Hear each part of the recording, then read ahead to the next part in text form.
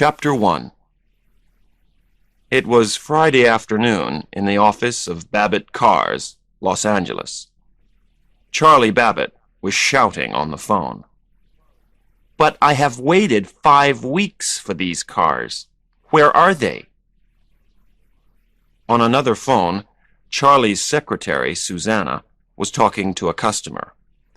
The customer wanted 6 Lamborghini cars, and he wanted them that day. Then a call came from the bank. Susanna put her hand over the phone. "They want you to pay back the money you borrowed," she said. "They want it this afternoon." "Tell them I'll pay on Monday," said Charlie. Then he spoke into his own phone. "You can have the cars on Monday, sir." "Yes, I'm sure." "Thank you, sir." Charlie put the phone down and smiled for the first time in a week. Monday. And this was only Friday. He had the weekend to think of something to save his business. He looked over at Susanna, his Italian secretary. She was his girl, and she was so beautiful. Charlie loved every part of her little body, her big black eyes, her long brown hair. "Are you ready for our weekend in Palm Springs?" Susanna looked surprised. "We're still going?" "Of course," said Charlie. "Don't worry about this little problem. I'm going to make $80,000 from those cars." He smiled his best smile. "Not bad for 2 or 3 phone calls." They were driving through the desert when a call came through on Charlie's car phone. "Mr. Babbitt? Mr. Charles Babbitt?" It was a girl's voice. "Yes?" "I'm calling for Mr. John Mooney. He's your father's lawyer here in Cincinnati. And I'm sorry, but it's bad news. Your father has died, sir." "Oh, no," Susanna said, her eyes on Charlie. But his face didn't change, and he didn't say a word. "The funeral is on Sunday, Mr. Babbitt. I've got his telephone number if you—" But Charlie was not listening. He just continued to look at the road in front of them. "Oh, Charlie," Susanna said softly, "are you all right?" He didn't answer, but a few seconds later he turned off the road and stopped the car. "Sorry about the weekend," he said finally. "The weekend?" Susanna said. "Charlie—" Charlie did not look at her. "Look," he said quietly, "I hated my father, and he hated me." Susanna looked across at him. Charlie was only 26, but she thought he was the most handsome man in the world. He was tall and strong, with thick dark hair and a wonderful smile. "Poor Charlie. That's very sad. My mother died when I was 2, and then it was just me and him."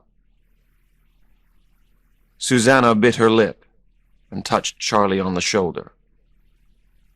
"What happened?" Charlie was silent. Then he said, "Nothing I did was ever good enough for him."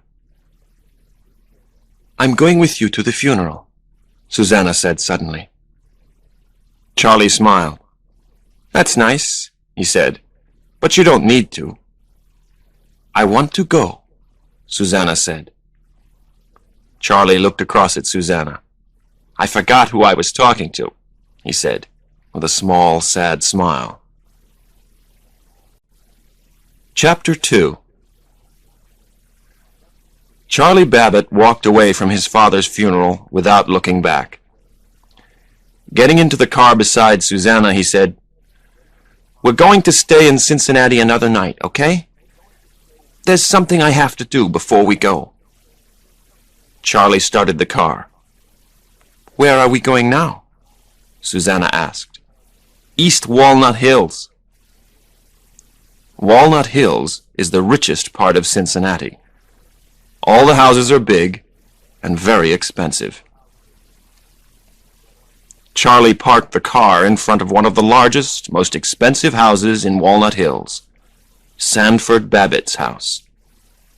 "This is my father's place," he said. Susanna got out of the car. "Is this where you lived when you were a boy?" she asked, her eyes wide, full of questions. "Yeah, but I left when I was 16, Charlie said. He picked up the suitcases and carried them towards the house. "I had no idea you came from all this," Susanna said. This was a Charlie Babbitt that she didn't know. But Charlie wasn't listening.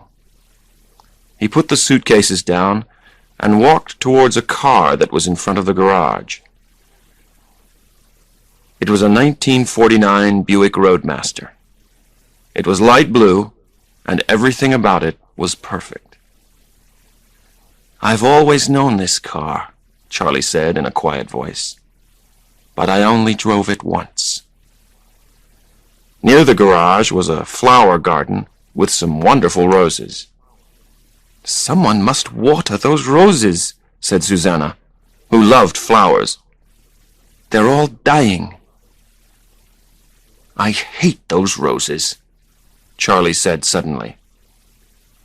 Susanna looked at him in surprise, but Charlie was already opening the front door. Later that afternoon, Charlie and Susanna were looking round Charlie's old bedroom. "You know that car in front of the garage?"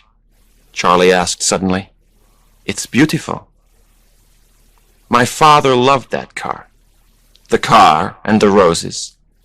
The Buick was his car, and I could never drive it. But one day I borrowed it to drive my friends round town." "What happened?"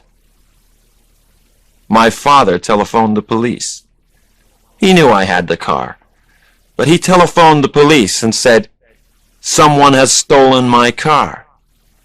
The police stopped us and took us to the police station." Charlie's face was angry now.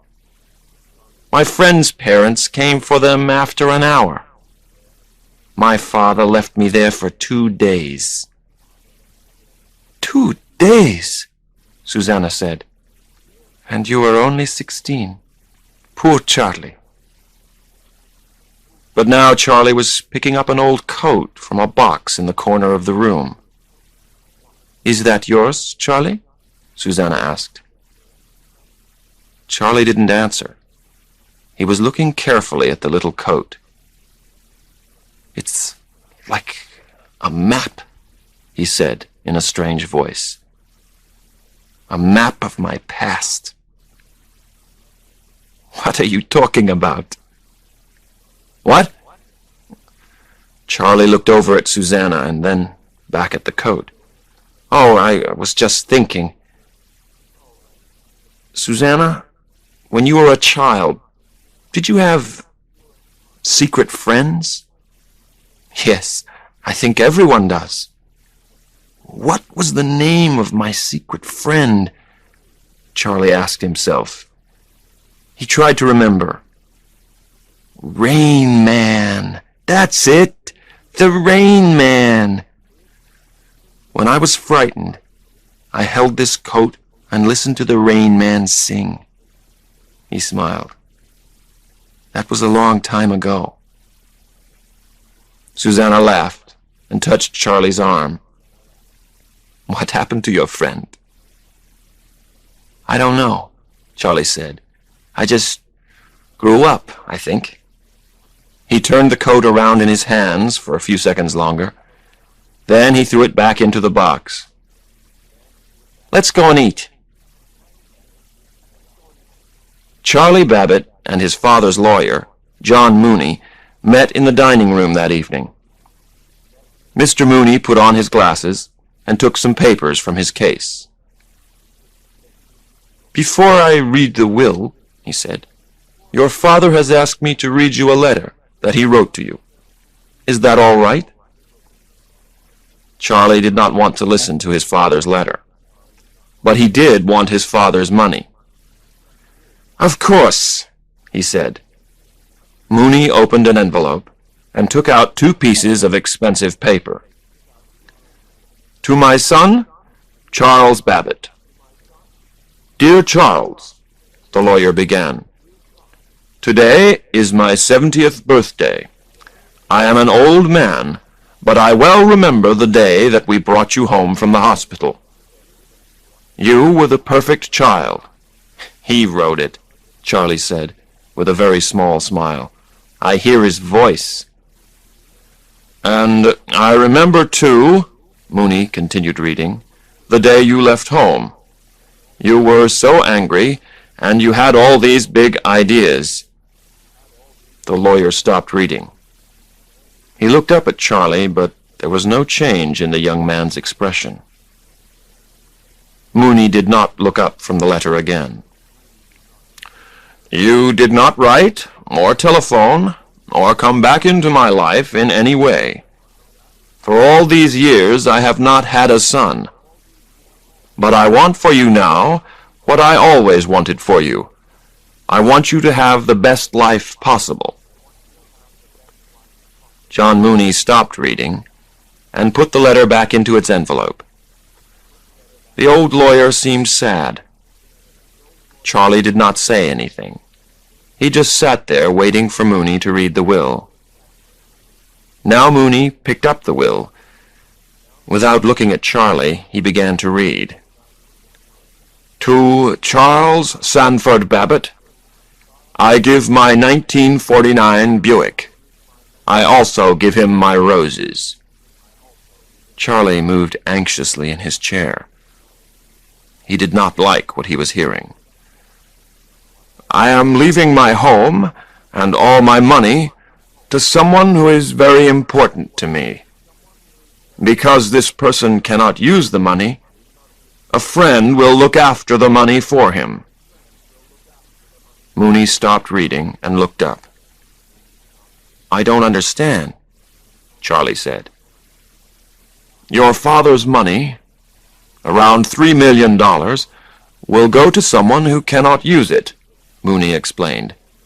"Another person will look after the money." So Charlie Babbitt was not getting his father's house or his father's money. "What's the name of the person who is going to get the money?" he asked. John Mooney put the will back into his bag. "The will says that I cannot tell you." Charlie was beginning to get angry. "Who is this person who's going to look after the money? You?" "No, it isn't me," Mooney said. The old lawyer stood up and picked up his hat. "Who is it then?" "I'm sorry, Charles," Mooney said. "I'm your father's lawyer. I can't tell you." He walked towards the door and then turned to face Charlie. "I'm sorry, son. I can see that you're upset, but—" "Upset?" Charlie jumped out of his chair. "I get an old car and some roses? Wonderful! And this man without a name, Charles, this secret person gets $3 million? Charles Sanford Babbitt. You want to be his son for 5 minutes?" Charlie shouted. "Did you hear that letter? Were you listening?" Charlie was so angry he could not continue speaking. "Yes, sir, I was," John Mooney replied, looking at Charlie straight in the eye. "Were you?" Chapter 3. Charlie wanted that $3 million. It was his money. But first, he had to know who was looking after it. Next morning, he went to his father's bank and talked to a woman there. He smiled his beautiful smile and lied to her. 5 minutes later, he had the name and address that he needed in his pocket. Dr. Walter Bruner of Walbrook Home, Ohio. With Susanna next to him, Charlie drove the Buick out of Cincinnati. It was a hot July day, and they had the roof of the car open. On both sides of the road were the Ohio hills. "This is beautiful," Susanna said. "Where are we going?" "We're going to see a Dr. Bruner," Charlie answered.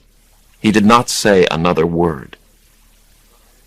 20 minutes later, Charlie slowed the car down and turned to the left. The new road was very narrow. On both sides there were big trees. "This is the place," he said. "Walbrook Home." "But why have we come here, Charlie?" Susanna asked. "It's something about my father's will," Charlie said. "It won't take long." On the way up to the house, they saw a strange man. There was paint all over his face, and he was smiling like a child. They got out of the car and walked up to the front door. A nurse came out to meet them. "I'd like to see Dr. Bruner, please." The nurse took them into a comfortable waiting room. "Could you wait here, please?" The nurse left the room. Charlie jumped up and went through a door into another room. "Charlie," Susanna called, "where are you going?" She followed him into the other room, where a group of people were watching television. Others sat at tables, playing with children's games. 2 nurses in white coats sat at the back of the room. Nobody spoke. "I don't like being here, Charlie," Susanna said. "It isn't right. Let's go back to the waiting room." Dr. Bruner was a big man. He was about 56, with gray hair and a calm face. "Could you please tell me the name of the person who will get my father's money?" Charlie asked politely. "I'm sorry, I cannot tell you that." Just like Mooney. "Why is it a secret?" Charlie left his chair and went over to stand by the window. "Is this person an old girlfriend of Dad's?" From the window, Charlie could see the old Buick. Susanna was sitting in the back, enjoying the afternoon sun. A small man, carrying a bag, moved towards the car. He walked in a strange way, moving from side to side. "Mr. Babbitt, I knew your father from the time you were 2 years old," Dr. Bruner said softly. Charlie turned. "The year my mother died," he said quickly. "Yes," said Bruner. "Now, the will names me as the person to look after the money. But this hospital and I get none of that money. I am doing this for your father." Charlie was beginning to feel very angry. To calm himself, he turned back to the window. The man with the bag was now standing next to the Buick. "And you want me to just forget about the money?" "I think you have been upset," Bruner said softly, "by a man who never knew how to show love." Charlie knew that this was true. He did not know what to say. Outside, the man was taking a small notebook out of his bag. He began writing in it. "I understand how you feel," Dr. Bruner continued, "but there's nothing I can do." "I'll fight for my money, Dr. Bruner," Charlie said. Dr. Bruner got up from his chair. "I'm sure you are a fighter, Mr. Babbitt," he said. "Your father was a fighter. But I am a fighter too." Dr. Bruner walked with Charlie out through the front door. The day was getting hotter, but it was still beautiful weather. The little man with the bag was still standing by the Buick. He was writing in his notebook. Again and again he looked from the car back to the notebook. He did not look at Susanna. "Raymond," said Dr. Brunner, "go back inside." The man with the notebook was not listening. He continued writing in the notebook. Charlie walked past him and went to open the door.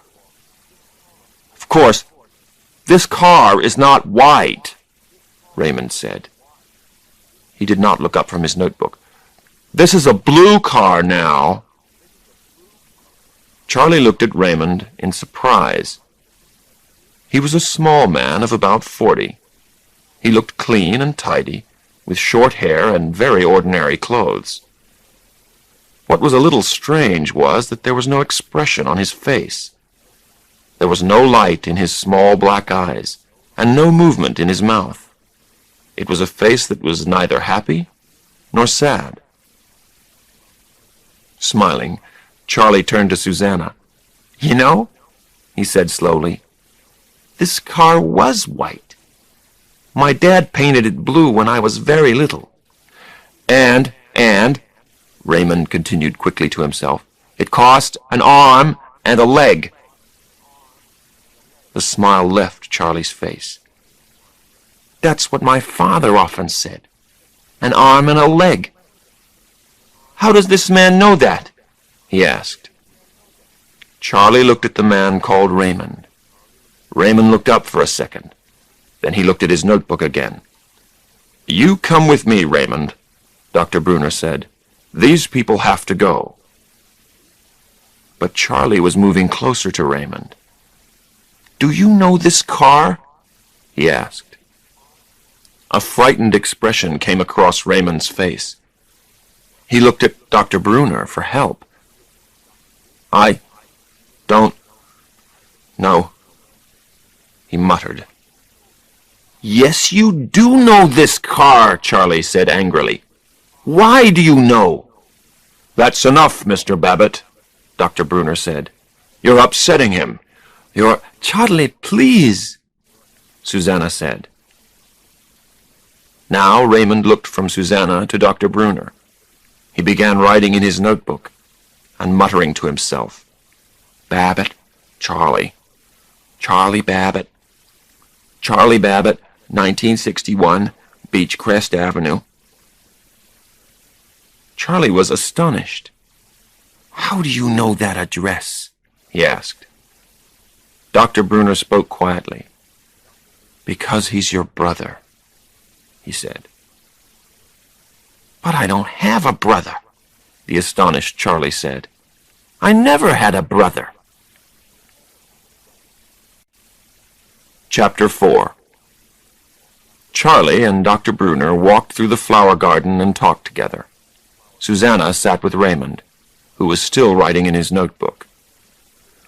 "What can I tell you?" the doctor asked. "Where to begin?" "What does he write in that notebook?" "He writes down things that he thinks are dangerous. Things like bad weather reports." "Why does he do that?" "I think he writes dangerous things down to try and hide them. Raymond sees danger everywhere. Any change frightens him. That is why he always does things in the same way every day." "What do you mean?" "Raymond always eats the same way, sleeps the same way, talks the same way. Everything. But he's a person, your brother. In some ways, a very intelligent person." Dr. Brunner looked at Charlie for a second or two. Then he continued. "Raymond cannot have relationships with other people, and he cannot see the relationship between things. He talks to you, but he also talks to the car and the television. Everything is the same to him. Doctors call this sort of person autistic."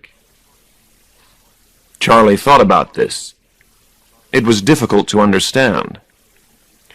"And the most important thing is that Raymond can't feel," He cannot be happy or sad in the way that we are happy or sad. Dr. Brunner stopped speaking and looked at Charlie. Charlie was biting his lip and looking over at his brother. "What Raymond did with you today, that was very good," Dr. Brunner said softly. "Very good for a stranger." Charlie shook his head and laughed. "The world is strange," he said. $3 million. What's he going to spend it on?" It was late afternoon. Charlie was walking with Raymond. Susanna waited in the car. She thought that Charlie was saying goodbye to his new brother. Charlie walked quickly towards the Buick. Raymond walked next to him. "This is Daddy's car," Raymond said. "It was white, but now this is a blue car." Charlie got into the Buick.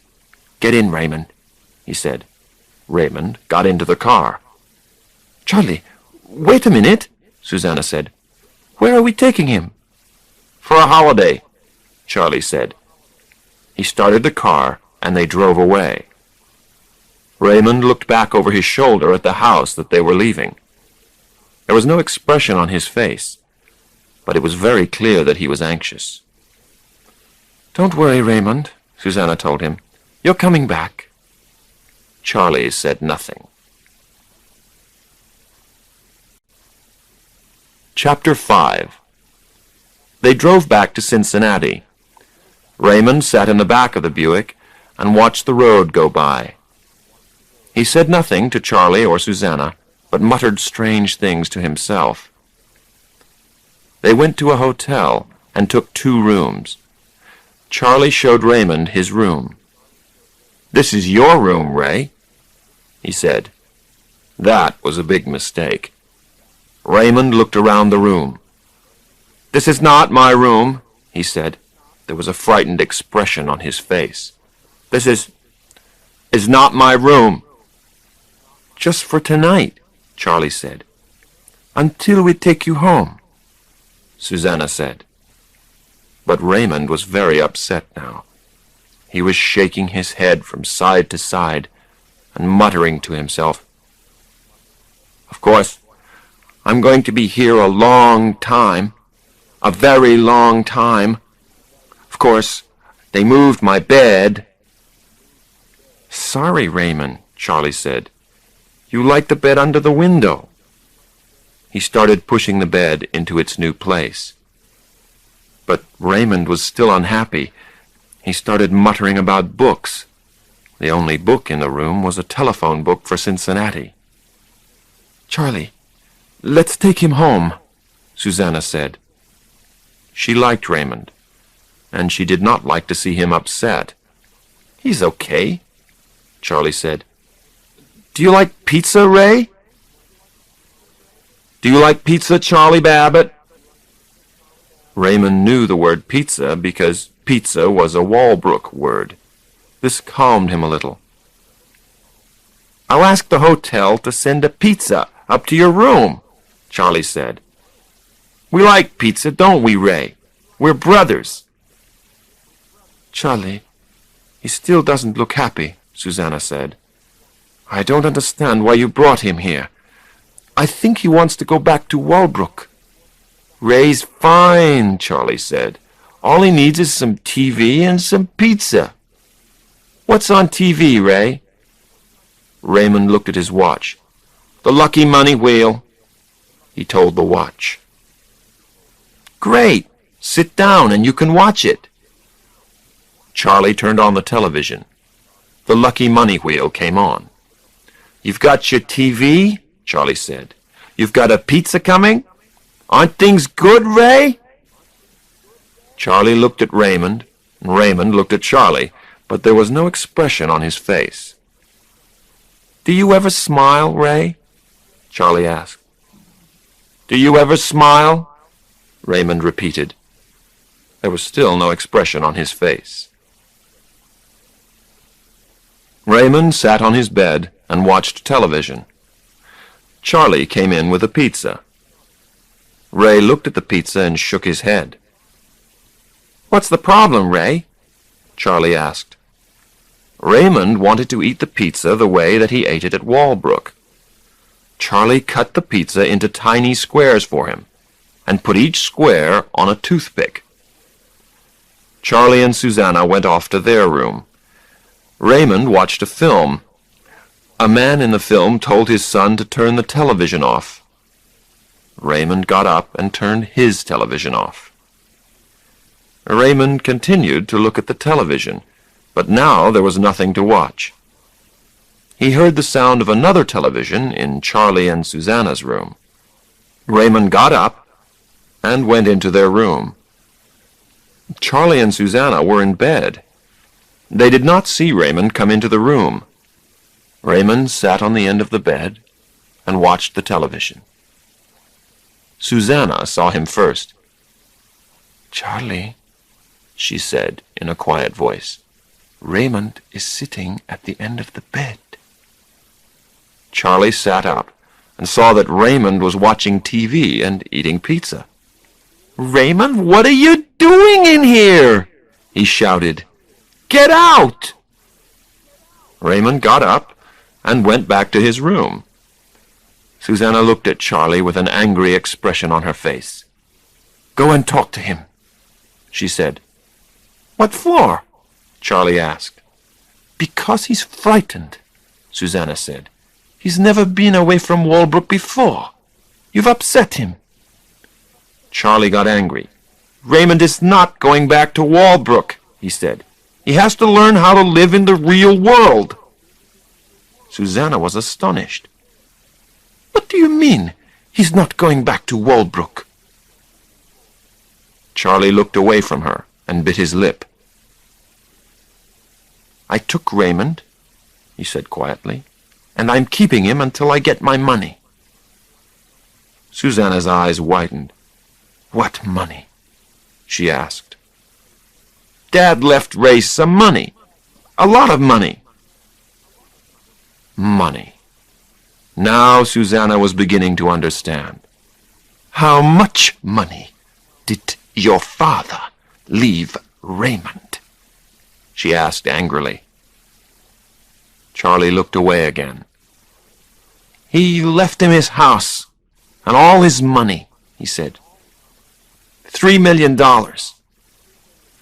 Susanna muttered some angry words in Italian and jumped out of bed. Then she picked up her suitcase from the floor and threw it open. "What are you doing?" Charlie asked. "I'm leaving you, Charlie." She was coldly angry.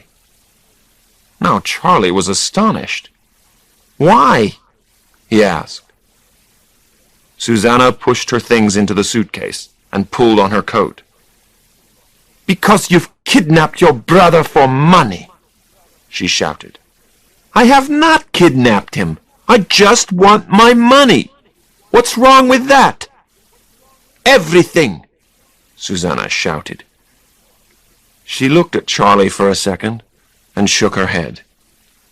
Then she picked up her suitcase and moved towards the door. When she got to the door, she turned and looked at Charlie again. "I did love you, Charlie," she said sadly. "But you are not the man that I thought you were."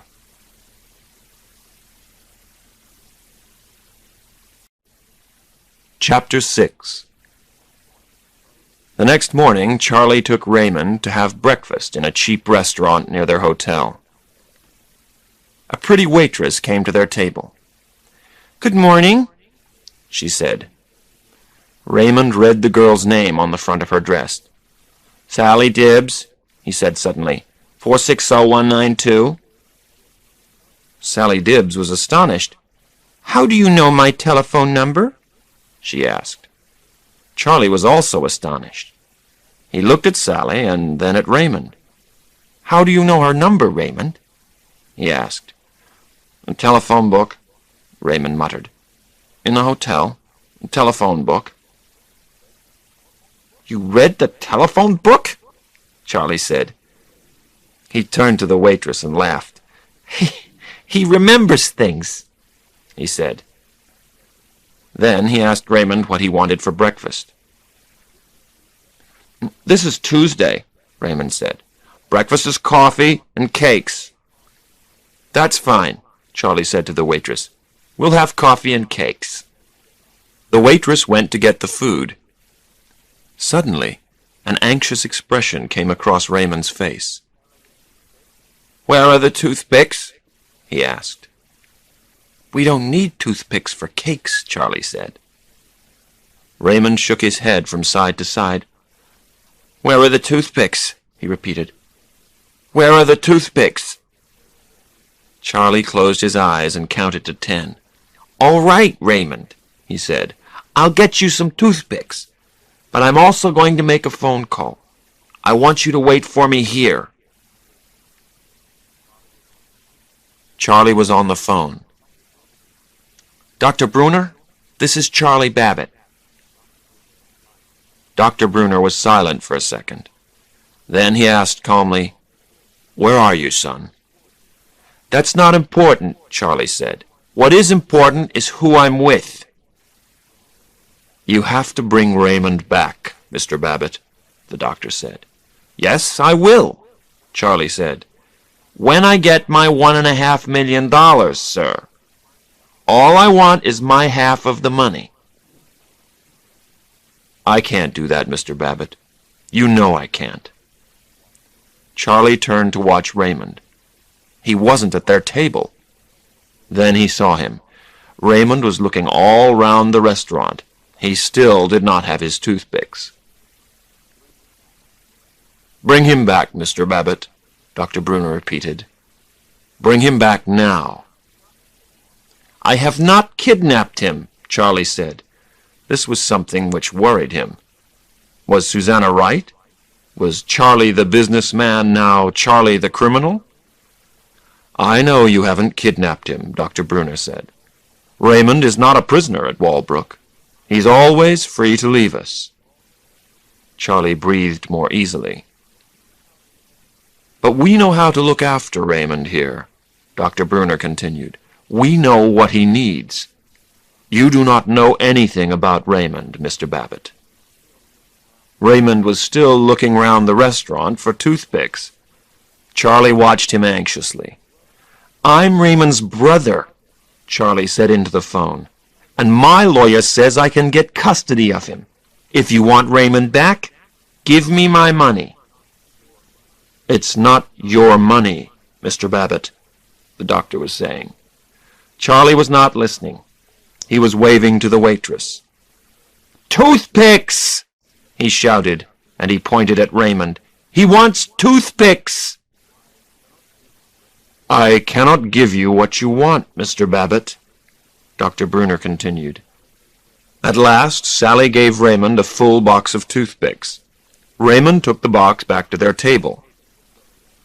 Charlie was getting angry. "Dr. Bruner, you've made a big mistake," he said.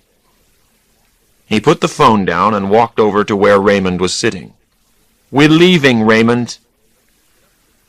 Raymond stood up quickly and knocked the box of toothpicks off the table. The box fell to the floor and broke open. The toothpicks went everywhere. "Oh, Raymond!" Charlie shouted. But Raymond was looking down at the toothpicks on the floor. 82, he muttered. 82, 82, 82. Toothpicks. Charlie shook his head.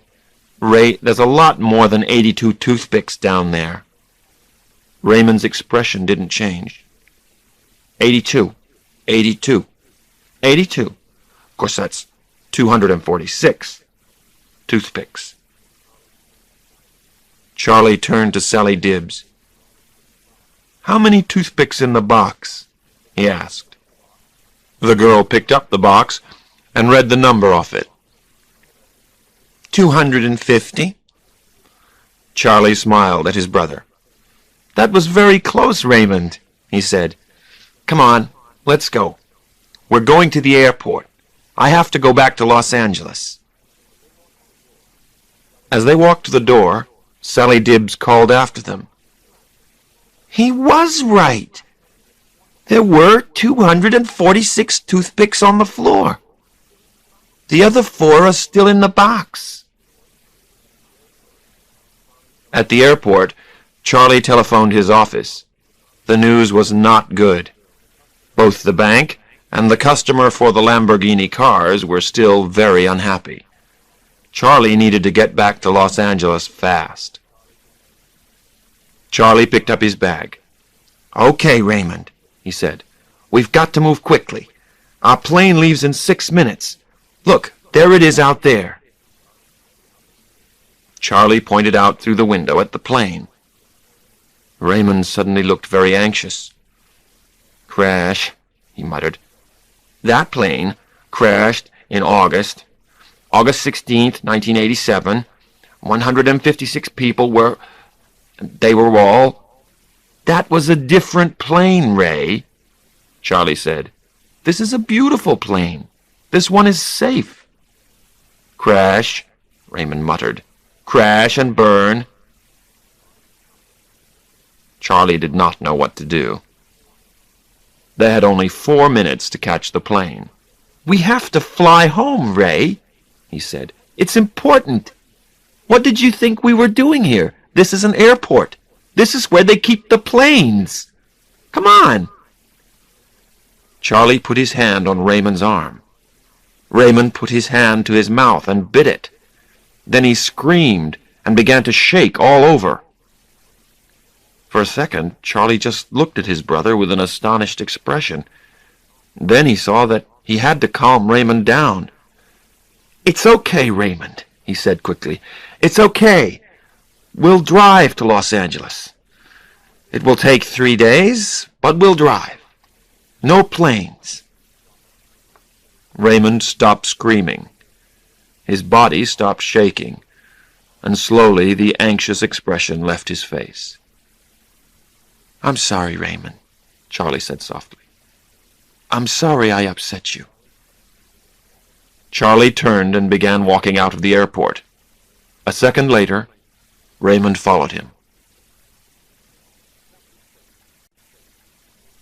Chapter 7. Charlie drove all through the night. He felt tired and anxious. He needed to get back to Los Angeles fast to try and save his business. He was losing time that he did not have. The next evening they stopped at a hotel. Their room had a small bathroom. Charlie went in to have a bath. Raymond was cleaning his teeth, and his mouth was full of toothpaste. "Don't use so much toothpaste, Ray," Charlie said. But Raymond continued cleaning his teeth. Toothpaste came out of his mouth and dropped onto his shirt. "Will you stop that, Ray?" Charlie said. Raymond did not stop. "You like it, Charlie Babbitt," he muttered. Charlie shook his head. "No, I do not like it," he shouted. "You say, 'Funny, Rain Man, funny teeth.'" Suddenly Charlie stopped shouting. Funny Rain Man. Rain Man! That was the name of his secret friend when he was a child. "What did you say?" he asked. "You can't say Raymond," his brother said. "You're a baby. You say Rain Man. Funny Rain Man." Charlie sat down on the side of the bath. He didn't know what to think. He was finding it difficult to breathe. "You? You're the Rain Man?" Charlie said finally. Raymond put his hand in his pocket and pulled out an envelope. He opened the envelope and carefully took out a small photograph. Charlie took the photograph and looked at it. A young man of about 18 was looking at the camera, but not smiling. He was holding a baby in his arms. The baby was Charlie Babbitt, and the young man was Raymond Babbitt. "Daddy took the picture," Raymond said. Charlie looked at the photograph for a long time. He was astonished. He and Raymond. Charlie and Raymond. Charlie and the Rain Man. And you lived with us then? When did you leave us? It was Thursday, Raymond said. Which Thursday, Ray? It was snowing outside. Maria stayed with you when Daddy took me to my home. January 21st, 1965, on a Thursday. That's when our mother died, Charlie breathed softly. Just after New Year. And you had your coat, and you waved to me from the window. Goodbye, Rain Man. Goodbye, Rain Man. On a Thursday. Suddenly, Charlie remembered deep into his past. He remembered the snow and waving to Rain Man. And later crying for Rain Man. He wanted Rain Man, but Raymond didn't come. He never came again. I sat with that coat, Charlie said. Now he remembered his brother's 18-year-old face. And you sang to me. For a minute, Raymond just looked at his brother. Then, very softly, he began to sing a song by the Beatles. When Raymond finished singing, Charlie moved closer to him. Then he said, I remember I liked it when you sang to me. But Raymond was cleaning his teeth again. Charlie picked up the photograph and muttered something about how nice it was. Then he put it down on the side of the bath and turned on the water. Suddenly Raymond began to scream. No! No! No! No! Charlie looked up and saw a terrible expression on his brother's face. Raymond was looking down at the water. It's burning him! He screamed. Quickly, Charlie turned off the water. He remembered it all now. His brother giving a 2-year-old boy a bath that was too hot. Sanford Babbitt screaming, He's burning Charlie! He's going to kill him! That was why his father sent Raymond to Walbrook. That was the end of the relationship between Charlie and Rain Man. And poor Raymond remembered it all. It's okay, Ray, Charlie said softly to his brother. It's okay, man. I didn't burn. I'm fine. It was late. Raymond was sleeping on one of the 2 beds in the hotel room. Charlie lay on the other bed and smoked a cigarette. He felt very tired and very sad. He needed someone to love, someone who loved him. He needed Susanna. Charlie pulled the telephone towards him. Hello? Hello, it's me, Charlie, he said softly. There was no answer. I just want to hear that our relationship is not... Charlie waited for Susanna to say something. When she still did not speak, he said, I'm frightened that it's finished between us. Finally, Susanna spoke. Don't ask me today, Charlie. You won't like my answer. Give me some time. I'm going to get custody of Ray. I've talked to my lawyer, and he says that it is possible. Firstly, I have to take Ray to see a special doctor in Los Angeles. Charlie, they won't give you custody of Ray, Susanna said. Dr. Bruna has looked after him for more than 20 years. You've known him for 4 days. She didn't understand. Nobody understood his relationship with Raymond. Can I phone you when I get back to Los Angeles? Susanna didn't say yes, but she didn't say no either. Chapter 8. The next morning, Charlie heard more bad news from the office. They were taking the Lamborghinis away, and Charlie had very little money left. He was paying for everything with his American Express card. Charlie and Ray sat together in the hotel restaurant. At the next table there was a group of 20 businessmen. They were finishing their meal and asked the waitress for the bill.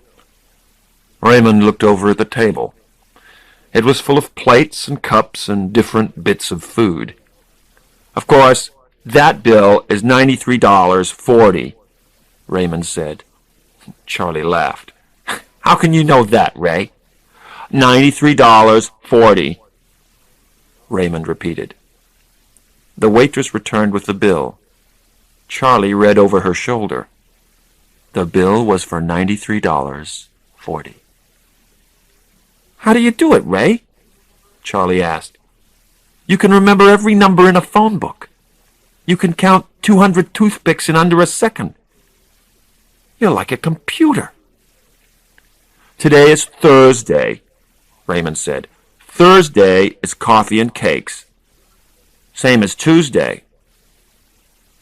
Charlie looked at his brother. Suddenly, he had an idea. A really great idea to end all his money problems. "Raymond," he asked his brother, "have you ever played cards?" The next day, they arrived in Las Vegas. Charlie bought new suits for Raymond and himself. He also bought Raymond a television the size of a small clock. Then he showed his brother how to play cards. "Do you understand how to play now, Raymond?" "I count cards," said Raymond. "Yes, but you must never say that." They went into the Golden Casino at 4 o'clock in the afternoon. They sat down at one of the card tables. 5 hours later, they got up from the card table. Charlie was very, very tired, but very happy. He smiled at his brother. "Raymond, you have won us $90,000. Raymond did not look up from the television he now carried everywhere in his hand. $89,756, he said. And that was only in one visit.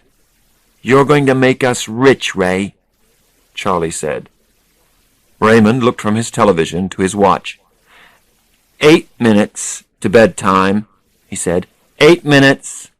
Charlie smiled. Raymond was still Raymond. "Ray, we're going to stay in the best room in the hotel here," he said. "Tomorrow we're going to come down and enjoy ourselves. Perhaps we'll find you a girl." Raymond was watching his television again. "A girl," he repeated. "Yes, why not?" But first, Charlie needed a hot bath and a good night's sleep. And he needed to talk to Susanna again. There was a knock on the door. Charlie opened it. "Susanna!" Charlie put his arms round the girl that he loved and kissed her. "Ray, Susanna's here." "How did you know we were here?" Charlie asked her. Susanna spoke softly. "They told me at the office," she said. "I'm sorry they took the cars away." "Oh, don't worry about that," Charlie said happily. "We have some news to tell you. Ray, tell Susanna what we've done." "We played cards," Raymond said. "I counted cards and we won money." "What?" Susanna asked. "It's a long story," Charlie said, pulling Susanna towards the bedroom. "We'll talk about it later." Raymond knocked on the bedroom door. "Come in," Charlie called. Raymond opened the door and stood there with his little television in his hand. 6 minutes until I find a girl to dance with," Raymond said.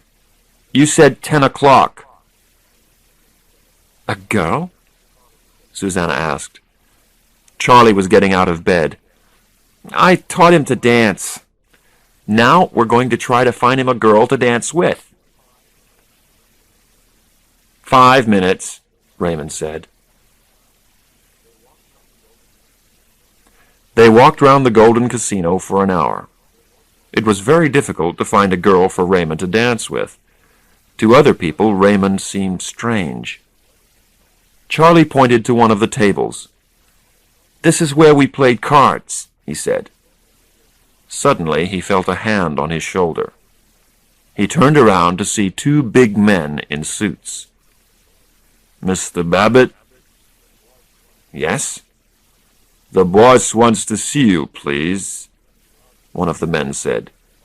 He did not smile, and Charlie guessed that there was a problem. Charlie turned to Susanna. "Can you take Raymond back to our hotel room?" "Of course," Susanna said. Susanna and Raymond took the lift back to their room. Raymond was watching a film with Fred Astaire and Ginger Rogers on his little TV. In the lift, Susanna looked at Raymond and felt sad for him. "Raymond, have you ever danced with a girl before?" she asked. "I've danced with Charlie Babbitt," Raymond said. "One time, with Charlie Babbitt." He did not look up from his TV. The music from the dancing below came into the lift. "I like this music," Susanna said softly. "Do you want to dance with me, Raymond?" Susanna stopped the lift between 2 floors. She moved closer to Raymond and took his hand in hers. They started to dance inside the lift. Raymond watched his television over Susanna's shoulder. The song came to an end. Susanna started the lift again. "The other girls have missed a beautiful dance," she said. Later, Charlie came up to the room. He looked very tired. "We have to leave here tomorrow," he said. "They won't let us play cards here again." "Why not?" Susanna asked.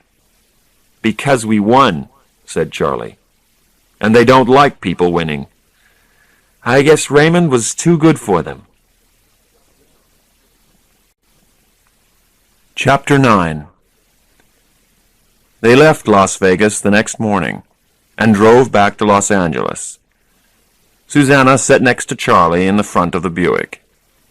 Raymond sat in the back of the car and watched another film on his TV.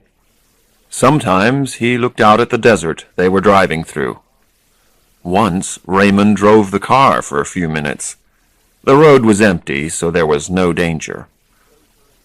"I'm a very good driver," Raymond said.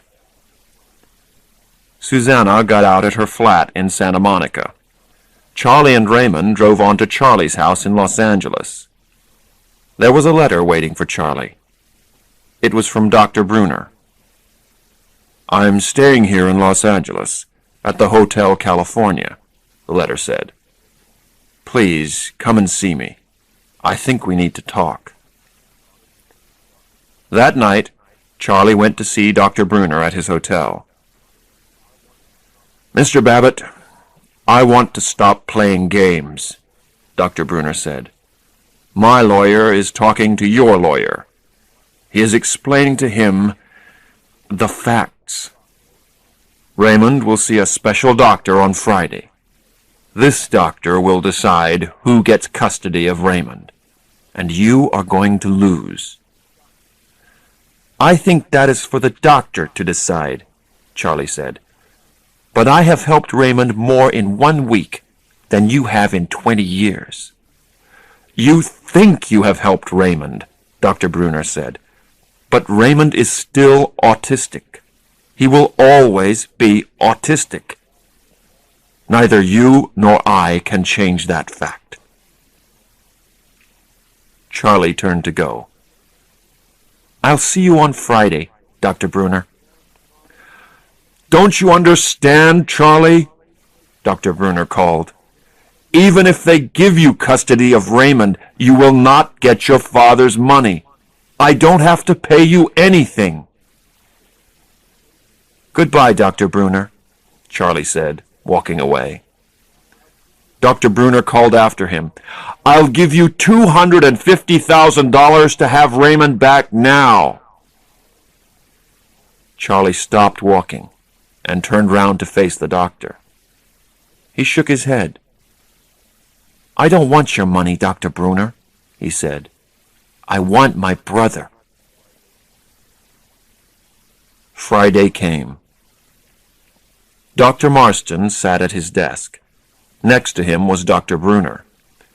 In front of him were Charlie and Raymond. The two brothers were both wearing suits. "There's no easy way to say this, Mr. Babbitt," Dr. Marston began. He did not need to continue. Charlie understood. "You're sending Raymond back to Walbrook," he said.